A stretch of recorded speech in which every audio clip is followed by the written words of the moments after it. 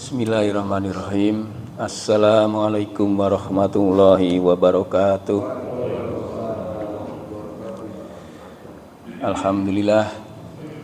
Alhamdulillahi hamdan katsiran thayyiban mubarakan fih kama yuhibbu rabbuna wa yarda.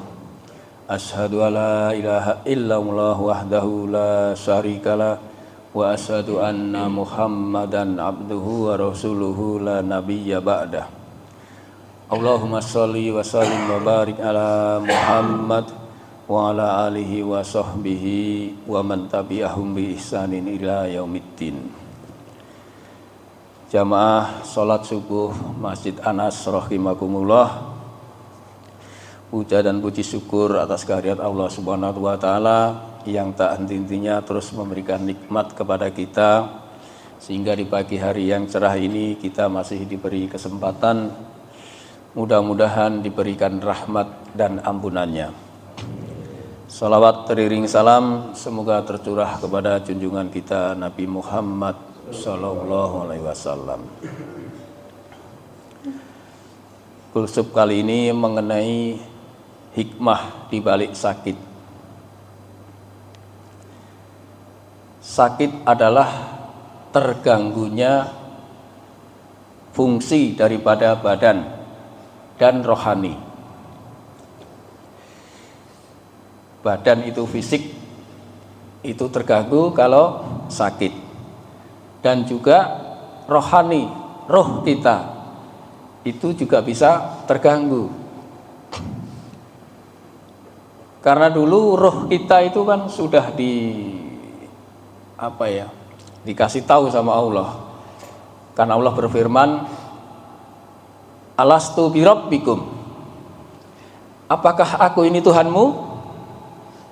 Maka roh menjawab, bala syahidna, betul ya Allah, aku menyaksikan. Nah, kalau ada yang sakit badan dan rohani, berarti ada dua jenis penyakit, penyakit badan dan penyakit rohani. Siapa di sini yang tidak pernah sakit? Saya kira nggak ada ya. Apalagi ini udah di atas 50 semua ini. Saya yakin semua pernah mengalami sakit. Tapi Pak, ternyata ada orang yang tidak pernah sakit. Ada Pak, bahkan mencapai umurnya itu bisa ratusan tahun. Siapa Pak kira-kira? Rasul sakit. Fir'aun. Ya, Pak Ustadz tahu Fir'aun. Jadi jangan bangga kalau nggak pernah sakit. Iya.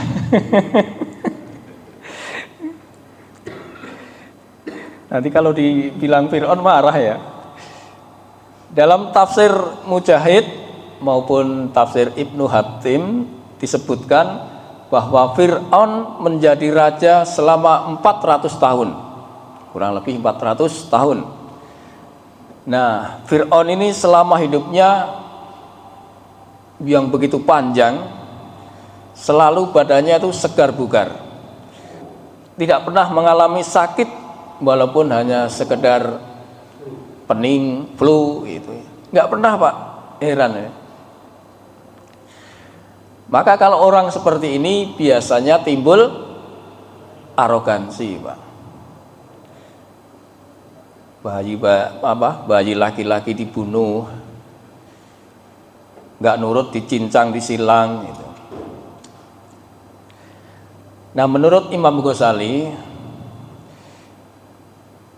beliau mengatakan bahwa sesungguhnya yang menyebabkan Fir'aun ini berani mengatakan ana rabbukumul a'la, aku adalah Tuhanmu yang tinggi, disebabkan karena dia itu mengalami masa sehat yang lama. Dia hidupnya 400 tahun, tidak pernah merasakan sakit, mesti sekedar pusing. dan bahkan tidak pernah merasa lelah. Enggak seperti kita. Dari bepergian sebentar-bentar lelah. Baru sampai Keraton Cirebon lelah. Enggak jadi mau masuk keraton. Jadi kita merasakan lelah. Seandainya, kata Imam Ghazali ini, Fir'aun ini merasakan sakit sedikit, walau hanya sehari saja, mungkin dia tidak akan bisa memikirkan kekuasaannya. Maka dia akan memikirkan sakitnya, karena dia merasa lemah. Nah, itulah mengenai orang yang tidak pernah diberi sakit oleh Allah Subhanahu wa taala, sehingga akan timbul arogansi, semena-mena ini. Nah, apa maksud atau maknanya diberi sakit? Nah, ini hikmahnya, Pak. Ada hikmah sebenarnya yang perlu kita cermati, yaitu yang pertama sebagai teguran dan pengakuan. Itu hikmah sakit yang pertama adalah teguran dan pengakuan. Kedua, bahwa Allah akan memberikan pahala yang besar. Ini kalau paham. Jadi itu makna atau daripada sakit, di mana orang yang diuji dengan sakit ini sebenarnya bisa sebagai teguran dan pengakuan. Sebagai pengakuan bahwa dengan sakit sebenarnya dirinya sendiri itu mengakui bahwa ia itu lemah. Karena memang sesungguhnya manusia diciptakan bersifat lemah. Kata Allah, yuridullahu ayyukhaffifa ankum wa khuliqal insanu dha'ifa. Allah hendak memberikan keringanan kepadamu karena manusia ini diciptakan dalam keadaan bersifat lemah. Jadi kita manusia ini sudah dinas menjadi orang yang lemah, maka jangan arogan, mestinya gitu ya Pak ya. Kalau arogan berarti melanggar fitrahnya. Nah, Allah lah yang maha kuat. Orang kalau sudah diberi kekuatan, biasanya Pak mengatur. Dengan kekuasaannya diberi kekuatan akan mengatur. Tapi sesungguhnya Allah lah yang maha kuat, yang maha kokoh. Innallaha huwar razzaqu dzul quwwatil matin. Sungguh Allah, dialah pemberi rezeki yang mempunyai kekuatan lagi sangat kokoh. Az-Zariyat ayat 58. Apa hubungannya rezeki dengan maha kuat, Pak?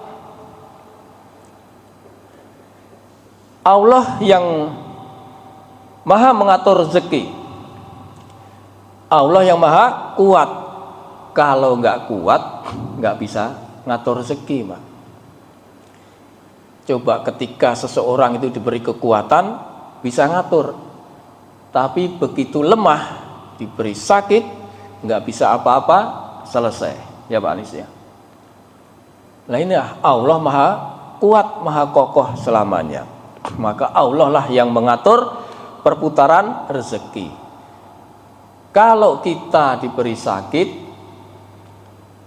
kasabnya, ikhtiarnya kita ke dokter. Nah ini menandakan bahwa ada perputaran rezeki. Kita ke dokter, dokternya dapat rezeki, asistennya juga dapat, belum apoteknya, belum tukang parkirnya, muter Pak. Jadi dengan kekuatan Allah lah ini Allah memutar rezeki. Nah itulah sebabnya orang yang seharusnya sakit ini bisa mendekatkan kepada Allah Subhanahu wa taala. Lalu bagaimana kalau nggak punya uang, Pak, untuk berobat? Gimana, Pak? Ya? Kasbon. Berarti ada uang kalau gitu. Kalau nggak ada uang, menurut ulama ini cukup dengan sabar dan berdoa. Inilah beberapa ikhtiar yang bisa kita lakukan. Kalau punya uang kan tadi bisa berobat. Kalau nggak punya uang ya sudah, sabar dan berdoa. Itulah sakit. Ya, seharusnya dengan sabar dan berdoa ini bisa lebih dekat dengan Allah. Sebab ada orang yang diberi sakit, Pak, itu malah suka mengeluh, benar. Curhat sana sini, bikin status di medsos. Nah ini sebenarnya ngapain gitu? Ya ditengok. Ya kalau ditengok bawain apel kayak gitu. Iya, Pak. Coba kalau kita sekali-kali jalan ke rumah sakit di UGD itu, Pak. Banyak orang yang ketika sakit itu dia hanya itu. Aduh itu. Mengeluh itu. Nah, ini ketika waktu diberi sehat dia nggak banyak zikir. Dia tidak mau belajar ilmu. Nah, itulah makanya ketika sakit hanya bisa mengeluh dan merintih. Maka jadikanlah sakit sebagai peringatan atau teguran, juga pengakuan. Ini kalau udah mengaku bahwa diri kita itu lemah, udah sesuai fitrahnya. Allah yang akan memberi kekuatan. Nah, yang kedua tadi sebagai pengakuan, yang kedua adalah Allah akan memberikan balasan dengan pahala yang besar. Karena sakit ini kan salah satu musibah, Pak. Sebagai bentuk ujian. Maka hakikatnya Allah sebenarnya dengan memberi sakit ini akan memberikan pahala yang begitu besar. Nah, ketika ahlul musibah atau orang yang diberi sakit ini dihisap nanti, Pak, ditanya ini dan itu, ternyata ia sabar, ia tidak mencela takdirnya, karena takdirnya kan diberi sakit, dia tidak mencela, sabar, nerimo. Dengan begitu ketika ditanya dia bisa sabar dan tidak mencela, maka Allah berfirman, uktuhum salasa, berikan dia 3 perkara. Nih bagi orang yang sakit, hikmahnya, Pak, sebenarnya Allah akan memberikan pahala yang besar asal satu, sabar dan tidak mencela takdirnya. Maka Allah berfirman, uktuhum salasa, berikan dia dengan 3 perkara. Apa saja? Yaitu yang pertama, ia akan diberikan khairon, yaitu kebaikan. Kebaikan di akhirat, Pak, hanya surga. Berarti orang yang sakit, yang sabar dan tidak mencela tadi akan diberikan surga. Seperti doa tadi loh, Pak. Rabbana atina fid dunya hasanah wa fil akhirati hasanah wa qina adzabannar. Berikan kami kebaikan di dunia dan kebaikan di akhirat, yaitu surga, wa qina adzabannar, dan jauhkan dari api neraka. Artinya masuk surga tanpa hisab. Yang kedua yaitu akan diberikan manzilah. Apa manzilah? Yaitu tempat yang tinggi di surga. Kalau tadi sudah dikasih surga, sekarang ditempatkan yang paling tinggi di surga. Nah, tempat ini, manzilah ini tidak bisa diperoleh dengan sholat. tidak bisa diperoleh dengan puasa, haji, umroh, nggak bisa Pak. Manzilah ini hanya bisa diperoleh ketika orang sakit, ia sabar dan tidak mencela takdirnya. Kira-kira tertarik sakit nggak ini Pak? Pertanyaan sulit ya Pak? Iya. Pasti kita doanya kan minta sehat kan? Tapi inilah ujian yang subhanallah, Allah memberikan pahala yang besar. Sebab surga itu makin tinggi, makin bagus, makin menyenangkan Pak. Baik dari sisi fasilitasnya maupun akomodasinya. Luar biasa. Kemudian yang ketiga yaitu diberi afiah, yaitu kekuatan untuk menggantikan waktu ketika di dunia kan lemah. Sekarang di akhirat dia diberi ganti dengan kekuatan. Jadi nggak lemah Pak nanti di sana. Kenapa diberi kekuatan? Untuk menghadapi 70 bidadari Pak. Masa lemah? Kalau lemah satu pun leto ya Pak ya. Itulah diberi kekuatan, diberi apa tadi, manzilah dan juga khairon. Itulah hikmah dibalik sakit. Untuk itu jangan khawatir dengan sakitnya, bahwa setiap penyakit pun ada obatnya. Masalahnya cocok apa enggak aja gitu. Kalau cocok dijamin sembuh. Apa kata Nabi dalam sebuah hadis? Likulli da'in dawaun fa idza usiba dawa'ud da'i bari'a bi'iznillah. Setiap penyakit ada obatnya. Apabila obat tersebut sesuai dengan penyakitnya, cocok dengan penyakitnya, maka ia akan sembuh atas izin Allah. Hadis riwayat Muslim. Misal kita sakit kepala, kan banyak pilihan obatnya Pak. Ada Panadol, ada apa lagi? Macam-macam ya Pak. Nah kalau kita milih salah satu ini cocok, pasti sembuh. Nabi juga bersabda, ma anzalallahu da'an illa anzalalahu sifa.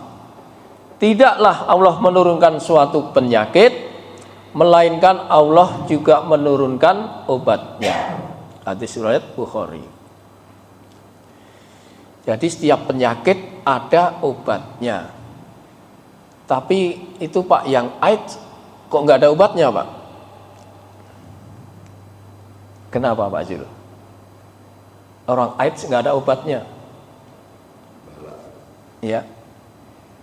Ya, karena kalau kita melihat dari sisi agama, menurut ulama ini sebenarnya AIDS itu bukan penyakit, Pak. Azab. Sebenarnya azab itu. Untuk menghinakan dirinya karena perbuatan asusila yang boleh jadi sudah keterlaluan. Nah ini maka ada penyakit-penyakit yang diturunkan oleh Allah ini yang tidak diberikan obatnya, tapi ini berupa azab. Ya, itulah dampak dari zina. Kemudian macam penyakit tadi saya sebutkan ada dua, yaitu fisik badan kita atau jasad kita, dan penyakit hati atau rohani. Nah, Nabi itu kerap berpesan begini. Ini mungkin Pak Chandra ini yang spesialis madu ini harus hafal ini hadis ini. Bagi kalian, kata Nabi, ada obat penyembuh, yakni madu dan Al-Quran. Susu lagi.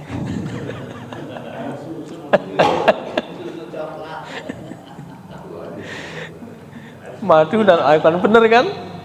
Iya. Udah jelas madu itu sebagai obat.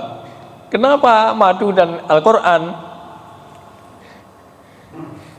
Nanti ya kalau nanya Pak Chandra, ini ahlinya madu, pasti tahu madu itu buat obat apa saja gitu. Ya, karena madu digunakan untuk penyembuhan penyakit fisik. Nah, ini tadi kan fisik. Bisa juga menjadi pencegahan. Maka sering-seringlah minum madu. Belinya di Pak? Ya, diskon. Minumnya sih gampang Pak. Belinya ini syukur-syukur ada. Anas kan juga jualan kan? Jualan madu ya.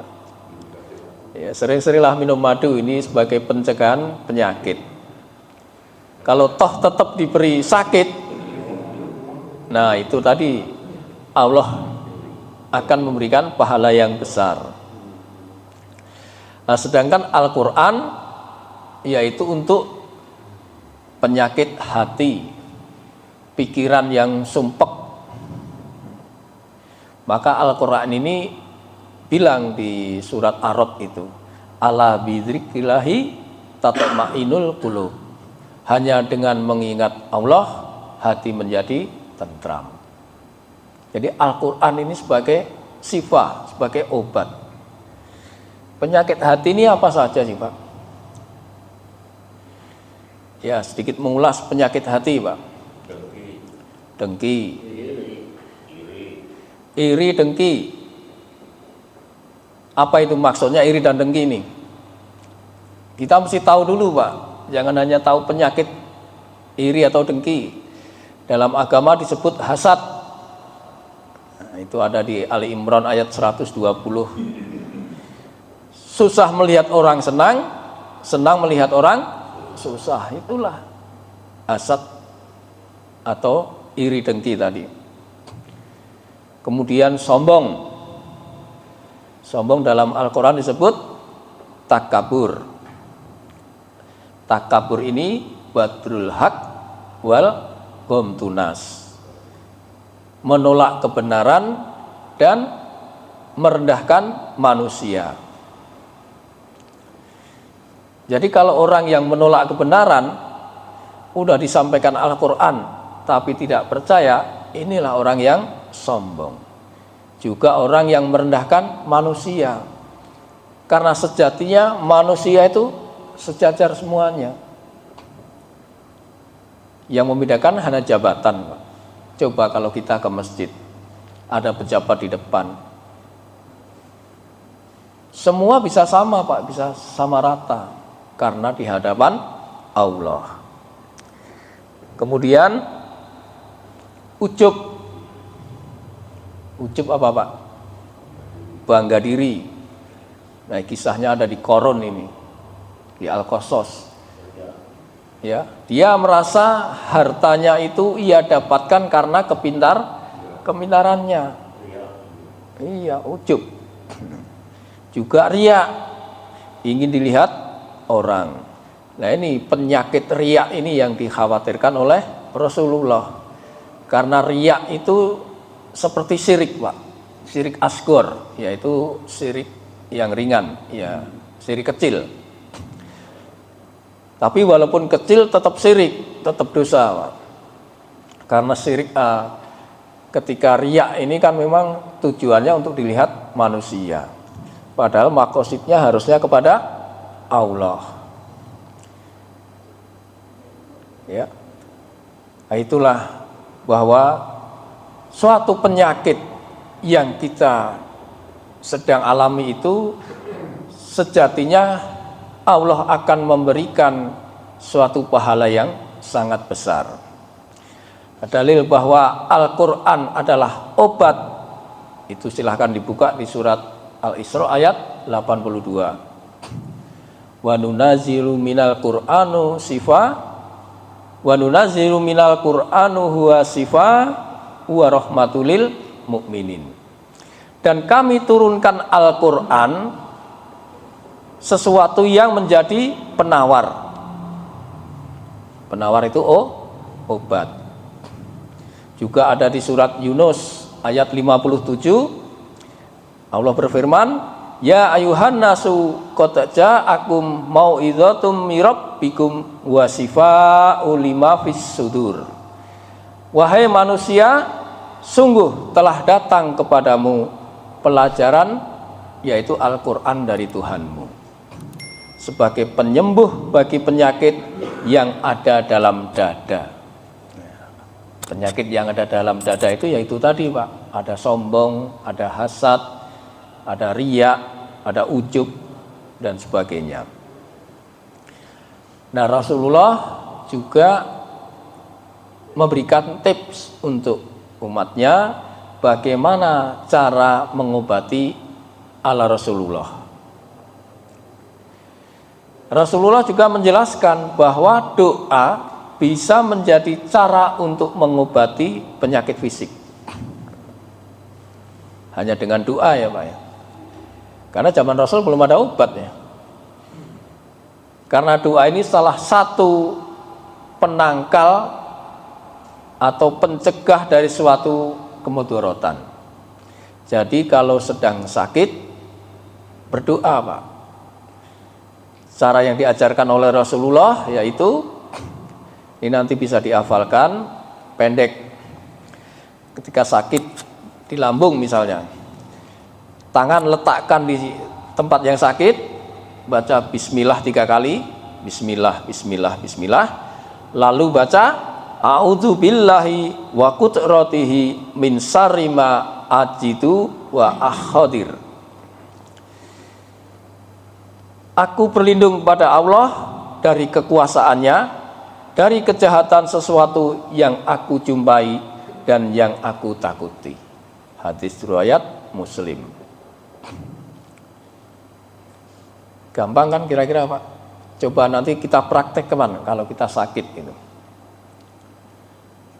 Sakit perut, bismillah, bismillah, bismillah gitu. A'udzubillahi wa qudratihi min syarri ma ajidu akhadiru. Dalam Musnad Imam Ahmad disebutkan bahwa hadis riwayat Usamah bin Syarik di mana Rasulullah SAW bersabda, sesungguhnya Allah tidak menurunkan penyakit kecuali menurunkan kesembuhan.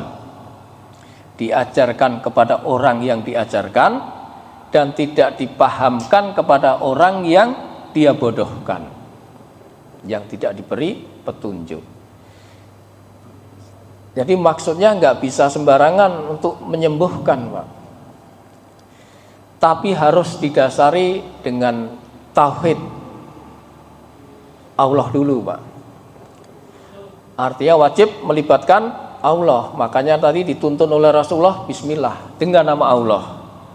Nah itu mentauhidkan Allah dulu, bahwa semuanya atas izin Allah. Selain tauhid, dengan ilmu. Kalau kita mau mengobatin orang harus punya ilmu. Topung aja juga harus berilmu. Mana orang topungnya nih? Kalau sembarangan malah bisa fatal.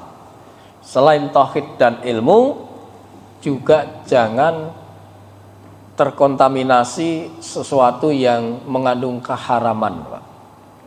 Baik itu makanan kita ataupun yang dipakai, itu nggak boleh haram kan. Kan doa ini kan syaratnya tidak boleh dengan yang haram. Nah itulah cara Rasulullah. Ini sebenarnya banyak caranya, tapi salah satu aja. Nanti yang kita ambil yang mudah saja Pak.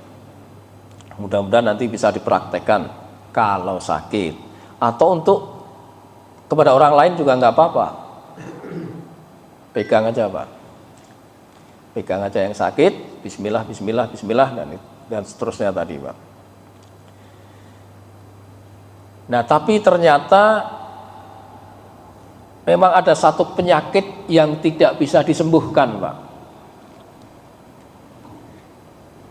Penyakit apa ini Pak? Tahu aja. Ya, Nabi bersabda, sesungguhnya Allah tidak menimpakan suatu penyakit kecuali memberikan obatnya. Kecuali satu penyakit. Mereka bertanya, sahabat bertanya, penyakit apa ya Rasulullah? Rasulullah menjawab, penyakit tua. Bener itu. Orang penyakit tua nggak bisa dibohongin, Pak. Iya, kata Nabi termasuk penyakit tua, Pak. Misalnya kita umur 60, ngaku-ngaku 30, kira-kira bisa nggak? Ketahuan kan? Nggak bisa dimudahkan lagi. Ini contoh mengobati, selain tadi harus tauhidnya kenceng, juga harus berilmu. Sebab kalau enggak dua-duanya ini udah fatal. Ketika ada kisah kan, ketika orang mengobati berfatwa tanpa ilmu, Pak. Ketika ini diriwayatkan dari Abu Daud, penuturan dari Jabir bin Abdullah, kami keluar bepergian. Salah satu dari mereka terkena batu sehingga kepalanya bocor. Nah, suatu malam dia tidur lalu mimpi basah, Pak. Kalau mimpi basah paginya harus mandi wajib. Ia bertanya kepada sahabatnya, bagaimana saya seharusnya? Apakah saya boleh tayamum? Kata sahabatnya, nggak boleh. Kamu kan tahan air, kan ada air, harus tetap mandi wajib. Begitu ia mandi, meninggal. Maka hal ini disampaikan kepada Rasulullah. Rasulullah menjawab, kalian telah membunuhnya, Allah akan membalas kalian. Mengapa kalian tidak bertanya apabila kalian tidak mengerti? Kata Nabi, sifaul iyyi su'al. Obatnya bodoh itu bertanya. Sesungguhnya obat orang bodoh adalah bertanya. Seharusnya orang tadi cukup bertayamum. Sedangkan untuk lukanya, jika amat dalam, cukup ambilkan kain, ditutupin, lalu usapkan di atasnya, diusap saja. Selanjutnya ia bisa mencuci seluruh tubuhnya. Nah, dengan begitu ya bisa selamat. Makanya saya katakan tadi, selain tauhidnya kenceng harus punya ilmu. Ya Pak Dito kan, Topung juga harus punya ilmu kan, nggak bisa sembarangan. Dalam hadis lain, kisah yang lain, yaitu mungkin dalam tanda kutip orang ini gambling, Pak, karena belum dapat pengajaran dari Rasulullah. Tapi qadarullah, ia bisa menyembuhkan orang. Ya, ketika ada sekumpulan menempuh suatu perjalanan jauh. Ketika tiba di salah satu perkampungan, ia mendapati tempat yang ia sebenarnya izin mau menginap, tapi nggak boleh sama orang kampung tersebut. Maka ia pergi. Tidak begitu jauh, ada orang mendatangin minta tolong bahwa kepala suku mereka itu sakit, digigit kalajengking, ya, hewan berbisa itu. Maka seorang itu berkata, bagaimana jika kita mendatangi musafir tadi untuk minta pertolongan? Maka beberapa warga pun datang menemui sahabat dan berkata, wahai tuan-tuan musafir, kepala dusun kami tersengat. Ini kalau di sini dikatakan ular berbisa. Kami telah berusaha sekuat tenaga, namun tak berhasil. Barangkali ada di antara kalian yang bisa menyembuhkan. Maka salah seorang dari kelompok tadi berkata, ya, aku akan mengobatinya walau kalian telah menolak kami untuk singgah di tempat ini. Aku akan mengobatinya dengan syarat kalian memberi kami sesuatu. Lalu mereka pun setuju dan berjanji memberikan beberapa ekor kambing. Salah seorang sahabat itu pun berupaya menyembuhkan tadi kepala dusun tadi dengan cara dia membaca Al-Fatihah sampai selesai. Atas izin Allah, qadarullah, kepala dusun yang sakit itu pun bangkit dan sembuh. Nah, sesuai dengan kesepakatan yang dibuat, orang tadi mendapatkan beberapa ekor. Tetapi dia belum membagi dulu. Dia akan lapor dulu ke Rasulullah. Lapor ke Rasulullah dulu. Lalu menceritakan apa yang telah ia lakukan dan menunggu keputusan Rasulullah. Mereka pun menghadap Rasulullah dan menceritakan kejadian itu. Beliau berkata, ketika dilaporkan bahwa ia telah membaca Al-Fatihah untuk mengobatinya. Lalu apa kata Rasulullah? Siapakah yang memberi tahu kamu bahwa Al-Fatihah itu untuk ruqyah? Siapa yang memberitahu? Enggak dijawab karena enggak tahu. Kata Rasulullah, engkau telah melakukan yang tepat. Tanpa diajarin ternyata qadarullah tepat dengan membaca Al-Fatihah. Jadi Al-Fatihah ini bisa untuk tambahan penyembuhan penyakit. Bacakan Al-Fatihah. Lalu baru kambing itu dibagi-bagikan. Rasulullah pun minta bagian kambingnya. Nggak apa-apa. Jadi pesan Rasulullah ketika berdoa mengharapkan kesembuhan, hendaknya menanamkan dalam hati diri bahwa Allah yang Maha Penyembuh. Sebagaimana dicontohkan oleh Nabi Ibrahim dan Nabi Musa. Wa idza maridtu fahuwa yasfin. Dan apabila aku sakit, dia yang menyembuhkan aku. Asy-Syu'ara ayat 80. Itu Nabi Ibrahim yang berkata seperti itu. Jadi dia mentauhidkan Allah, bersandar kepada Allah. Juga kepada kisah Nabi Musa ketika sakit gigi. Ketika dia mengandalkan rumput, tidak mengandalkan Allah, nggak sembuh. Ya. Nah, hadis yang diriwayatkan oleh Abu Daud ini jangan sampai tadi menggunakan sesuatu baik itu zatnya atau caranya yang haram. Rasulullah SAW bersabda, Inna Allah Ta'ala anjalat da'a wat dawa'a. Sesungguhnya Allah menurunkan penyakit dan obatnya. Wa ja'ala likulli da'in dawa'an fatadawa wala tada bil haram. Maka berobatlah kalian dan menjadikan bagi setiap penyakit ada obatnya. Maka berobatlah kalian dan jangan sekali-sekali berobat dengan yang haram.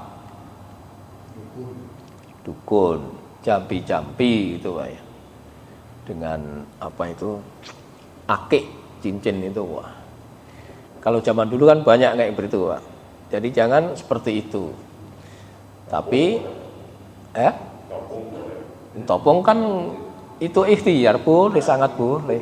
Nanti habis ini saya ditopong. Nah, itulah beberapa pelajaran yang bisa kita ambil, bahwa ketika kita diberi sakit, itu yang pertama kita harus sabar, tidak mencela takdirnya. Dengan begitu nanti Allah akan memberikan pahala yang besar dengan surga dengan manzilah, tempat yang tinggi, dan afiah dengan kekuatan. Ya, demikian, mudah-mudahan ada manfaatnya. Barangkali ada tambahan atau pertanyaan? Ya, siap Pak. Assalamualaikum warahmatullahi wabarakatuh. Waalaikumsalam warahmatullahi wabarakatuh. Tadi sabar, Mencela, tidak mencela. tidak mencela. Mungkin bisa ditambah satu lagi Pak. Iya, Itu bisa dengan keikhlasan. iya betul. Kita sakit itu kalau tadi bawa bilang mengeluh gini itu tidak ikhlas. Iya. Terima cobaan Allah. Betul. Banyak yang sudah kita rasakan sakit, kita tidak sabar. Sakit gini kok gak sembuh-sembuh. Ya kan? Iya Pak. Saya itu kok Kok saya yang kena gitu ya? nggak ikhlas bahwa kita itu semua apapun yang kita dapat itu semua kehendak Allah. Jadi kita Iya. harus sabar. Iya, Ya. betul Pak. Sabar, ditopung sama Pak Tito. itu nggak sembuh kok pacarnya sembuh. Terus Pak Rahmat sama saya ditopungkan itu ada mana dulu. Sampai yang nopeng bosen aja Pak ya. Kalau pacarnya nggak sembuh karena lo badannya tipis. Iya. Kalau saya Pak Rahmat itu Pak Ade ya, mempak balik lagi. Jadi itu tadi namanya kita tuh ikhlas tuh kalau dicari pikir mungkin ikhlas tuh panjang sekali. Iya betul Pak. Ikhlas itu karena kalimat ikhlas itu mudah diucapkan, susah dilaksanakan. Iya. Jadi itu aja Pak. Iya. Terima kasih atas tambahannya. Memang mengandung sabar tadi mengandung keikhlasan. Kalau nggak sabar, ya nggak, ya sudah, nggak bisa Pak. Iya. Kalau penyakit gila atau penyakit jiwa itu cobaan atau Penyakit, semua penyakit Pak, cobaan. Allah menghendaki kepada siapa yang Dia kehendaki. Si A dikehendaki sakit jiwa, ya sakit, iya, ya sakit penyakit Pak. Semua Pak, ujian Pak, musibah. Dalam tataran kita orang Muslim, ya musibah ini adalah ujian. Bagi orang non Muslim bisa siksaan Pak. kadang penyakit yang tadi itu yang bisa disembuhkan itu cobaan. Iya. Kalau yang nggak bisa disembuhkan seperti air tadi kan. Iya, iya betul. Iya. Kalau sakit jiwa nggak sampai sembuh. Kayaknya Mbak Ayub katanya nggak minta sembuh. Nggak minta sembuh Pak. Nggak sembuh. Dia hanya berkata apa itu? Ya Rob, aku ditimpa mudorot. Sesungguhnya engkau Engkau Tuhanku. Tuhanku yang maha pengasih. Doanya itu aja Pak. Dia malu Pak, malu minta sembuh. Kalau itu apa namanya? Tadi kan doa ya. Iya. Kadang-kadang juga kita ada menggunakan air putih gitu. Itu bagaimana tuh ada doanya terus disuruh minum atau dulu sabar. Itu bagaimana? Nah itu yang tidak diajarkan oleh Nabi Pak. Kalau Nabi mengajarkan kita praktekkan. Tapi kalau tidak ya nggak usah. Takutnya Pak terjerumus ke dalam kesirikan. Nanti menjadi airnya itu yang akan menjadi. Sebagaimana kisah Musa kan dengan rumput itu. Sakit gigi disuruh makan rumput. Sembuh. Karena Allah yang menunjukkan ketika diuji lagi dengan sakit lagi, dia tidak minta izin Allah tapi nyari rumput. Nggak sembuh. Nah makanya dalam hal seperti itu kalau bisa dihindari Pak. Cukup Nabi mengajarkan bagaimana, kita ikutin aja. Itu yang paling selamat. Seperti dengan obat ini sama aja kan? Iya. Dengan obat, bukan karena obatnya yang menyembuhkan. Iya. Kalau kita percaya Tuhan. Jangan percaya sama obatnya Pak. Iya. Iya. Saya sebagai media. Iya betul. Maksud saya air itu aja. Bisa juga sebagai media kayak gitu. Iya. Ya nggak ada ininya Pak. Kalau saya itu saya hindari itu Pak. Iya, bisa gitu kan. Ya jangan sampai percaya dengan airnya itu aja Pak. Oh ya. Iya kan. Sebagai medianya. Tapi kan iya orang yang awam mungkin dengan air itu apalagi diludahin sama kiai gitu. Wah. Ada kan yang begitu? Jadi kalau dokter bilang kan harus banyak minum air putih. Ya. Itu aja kita ambil. Enggak, saya pernah juga ada di pengajian ke orang pengajian Yasin atau apa, kalau naruh air putih gitu Iya. ya, botol-botol itu didoakan. Iya. Ya, kan yang didoakan. Saya nggak tahu kalau itu, Pak.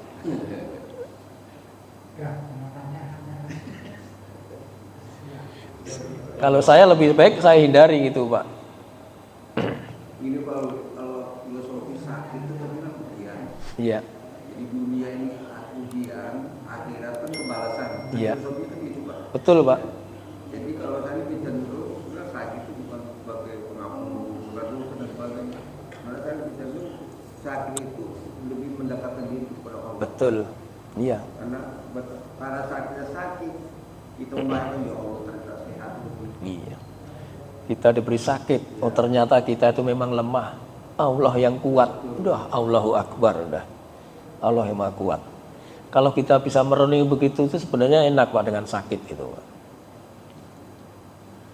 Kalau kuat. Bukan jangan sakit. Tinggal sama lain.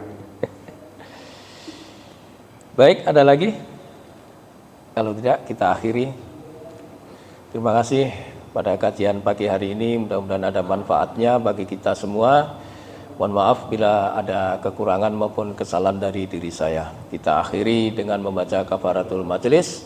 Subhanakallahumma wa bihamdika asyhadu an la ilaha illa anta astaghfiruka wa atubu ilaik. Billahi taufik wal hidayah. Wassalamualaikum warahmatullahi wabarakatuh.